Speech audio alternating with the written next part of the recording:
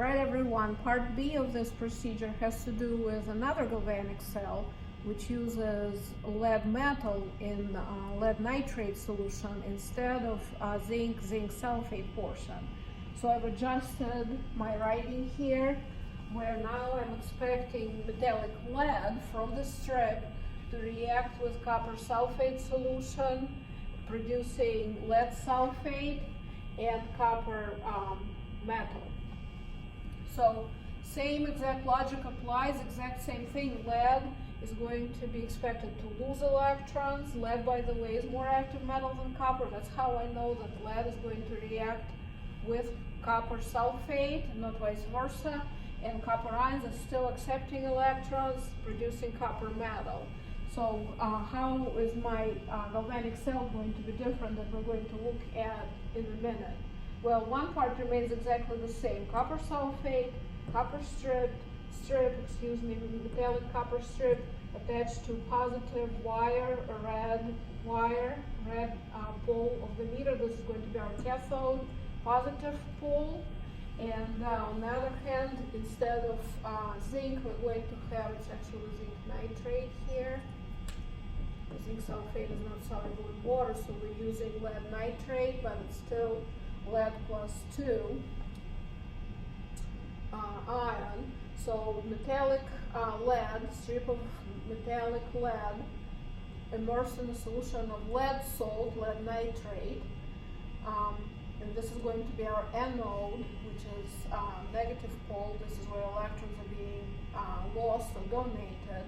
So electrons are going to flow from lead through the meter into copper. What are we going to see? We're going to see copper deposited on the copper strip. So ions in solution, copper +2 ions, are going to grab onto those electrons produced by lead over here and become converted into copper atoms.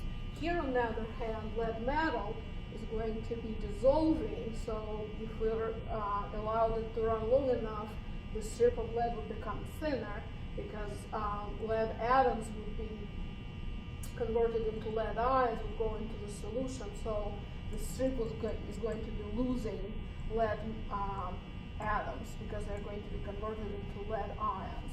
So let's go ahead and take a look at the cell over here.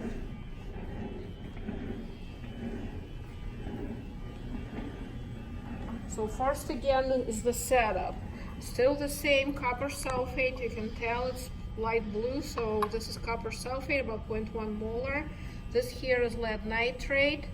It's a clear solution. It's appears a little cloudy because I tried it beforehand, and some of the metallic portion maybe got onto it. But this is lead nitrate, about 0.1 molar. This is still my improvised salt bridge. So I'm going to place the two beakers close and put my salt bridge so that it connects both solutions. So right here is my cathode. Remember, red positive copper strip goes into copper metal, into copper sulfate solution.